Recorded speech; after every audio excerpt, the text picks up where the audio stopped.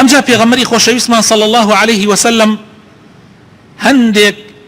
مەسائلی گرنگ هەیە لە بواری کۆمەڵایەتیە جەختی لەسەرەکە. ئەفەرمێ ئەلا وإن كل شيء من أمر الجاهلية تحت قدمي موضوع ودماء الجاهلية موضوع وإن ربا الجاهلية موضوع.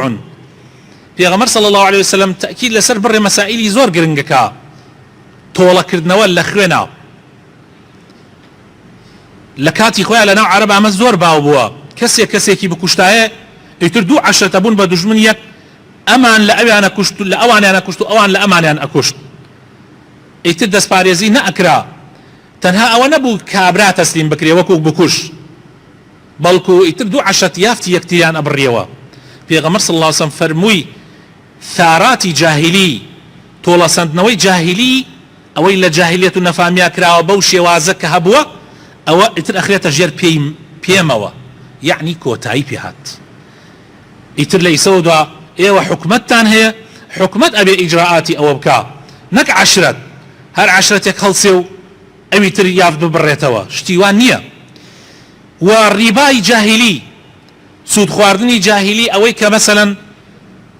تۆ قەرزێکە دەی بە کەسێک و دوای ئەوە زیادەی لێسێنیتەوە، ئیتر حتا ئەو کابرایە پارەکە لای بێ پارەکەی تۆش زیاد دەکات لەسەری. ئەوە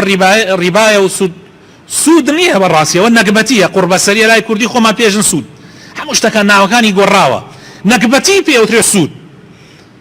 بە عارەق و بە شتە پیسەکە، ئەوەی کە لە پیسی دوور لە ڕووی مزگەوت و جەنابتان ناو ئەو دەسانە پیسرە پێ ئەوترێ مەشروباتی ڕۆحی، پێ ئەوترێ مەی، بۆ ئەوەی خەڵکان بەنای بۆ بووە. شتە پیسەکان پێغەمبەر صلی الله عليه وسلم یەکێک لەوانە ڕیبایە، فەرمووی ئیتر لە ئیسەودا ڕیبا کۆتایی پێهات. و یەکەم ڕیبا کە کۆتایی پێتێ ڕیبای عەباسی مامەمە، بۆ ئیتر کەس تر هیچ نەڵێ، ئەوە لە عەباسی مامەوە دەستی پێ یەکەم، ئەخرێتە ژێر پێکانم، ئیتر کەس چیت بە کەسێ داوا بە قەرز هەر ئەوەی لێسێنیتەوە. ئەمجا فەرمووی پێغەمبەر صلی الله عليه وسلم أيها الناس خلقنا إن الشيطان قد يئس من أن يعبد بأرضكم أبدا ولكنه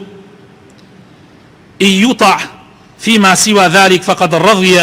بما تحقرون من أعمالكم فاحذروه على دينكم. مسلمانان تازە زۆر زەحمەتە خەڵک مسلمان شەیتان بپەرستێ، زۆر زەحمەتە مسلمانان جارێکی تر بگەڕێنەوە بۆ شەیتان پەرستی وەکو کۆن. پێغەمبەر فەرمووی صلی الله عليه وسلم بەڵام شەیتان ڕازیە ئەگەر نەشی پەرستی شتەکانی تر بکەی، یەکەم جا هەوڵەدا کافرت کا و بێدینت کا، ئەگەر ئەوەی پێ نەکرا هەوڵ ئەدا لەوەی شوە خواردتر ڕازیە، گوناحی گەورەت پێ بکە. ئەمجا هەنگاو بە هەنگاو ئەگەر ئەوەت نەکرد شتر بچووکتر هەتا خوار. و ئەوەی کە زۆر جەختی لەسەرەکە پێغەمبەر صلی الله عليه وسلم مەسەلەی دژمنایەتیە، مەسەلەی ئەوەی کە مسلمانان لە پێناوی دەسڵاتە و لە پەناو پارە و پولا یەک بکوژن، دژمنایەتی یەک بکەن، خەڵک یەکتری بکەن بە دژمنی یەکتری. ئەمەش تأکیدی لەسەرەکە، ئەفەرمێ في التحريش بينكم، ئامان وریابن لە بەینتێکدانتان، وریابن لەبەر خاتری دنیایەکی زائل، دنیایەکە ئەڕوا، قەسەم بەخوا ئەڕوا هیچ نییە، با برا برای خۆی نەکوژێ، با ئامۆزا ئامۆزای خۆی نەکوژێ، با مسلمانان لەبەر خاتری ئەم دنیا زائلە کە ئێمە هەمومان لەسەر قەورسان گوێمان لێیەتی کە مامۆسا ئەڵێ ئەم دنیا فانیە باقی نییە، ئەم دنیا لە ڕاستیە وەکو مناڵباسکێ وایە، هەر مناڵباسکەیە، هەر مناڵباسکەی مناڵەکانمانە کە ئەڕۆن بە 2 سەعات بڕێ شت دروستەکەن، زۆر دڵیان پێی خۆشەوە، ئازان شتێ زۆر گەورەیان دروست کردێ، بەس ئێمە کە ئەیبینین پێکەنینمان پێی دێ، عەجایبمان پێ دێ، ئەوەنە دڵی پێی خۆشە. عینەن هەیسە مناڵەکەت لە ماڵەوە سیارەیەکی بچووکی بۆ سێنی چەند دڵی پێ خۆشە، چۆن تەعاملی لەگەڵاکار بۆ جدیات تەعاملی لەگەڵاکە ئەو مناڵە. ئێمەش ئاواین ئەم دنیاە مناڵباسکەیە زۆر بە جدی گردمانە، نابێ بە جدی بیگرێ، بێ وەکو خۆی تەماشای بکەی. هەرچی دوژمنایەتی هەیە، هەرچی مەشاکل هەیە لە نێوانی مسلمانانە، لەوە دێ کە دنیا زۆر بەتونی گیراوە، وەکو خۆی تەماشای دنیا نەکراوە. من ئەگەر دەسڵاتی ئەم دنیاە ئەم کوردستانە هەمووی بەدەستی منەوە بێ و ئەگەر دەسڵاتیشم بەدەستەوە نەبێ چی یعنی چییە هەر ماوەی 20 ساڵتر بەدەست من و هەر نامێنێگە هەمووی هی من بێ 20 ساڵیش نابە من ئەڵێم 20 ساڵ یعنی ئەو پەڕیم بووتووە چونکە 20 ساڵ بەر ئێستا بەدەستی کێوە بوو بیری لێ بکەرەوە بە 20 ساڵ پێش ئێستا بەدەستی کێوە بوو ئێستا بۆ تۆ خەڵکی لە پێناوا دەیتە کوشت بەدەستەوە نامێنێ واللهی بەدەستەوە نامێنێ ئەگەر بۆ کوڕەکانتیش بمێنێتەوە بنەماڵ هیچ بنەماڵەیەک هەتایە دەسڵاتی گرتۆتە دەست براینە ئەوە شاکانی ئێران بنەماڵەی شای ئێران ئەو تا کۆتایی پێهات ئەمە پشت بە پشت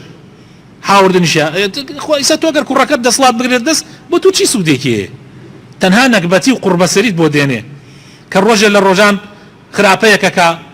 زوڵمێکەکە ئەستەمێکەکە بۆیە پێغەمبەر صلی الله علیه و سلم فەرمی ئاگاتان لە خۆتان بێ دنیا ئەوە ناهێنێ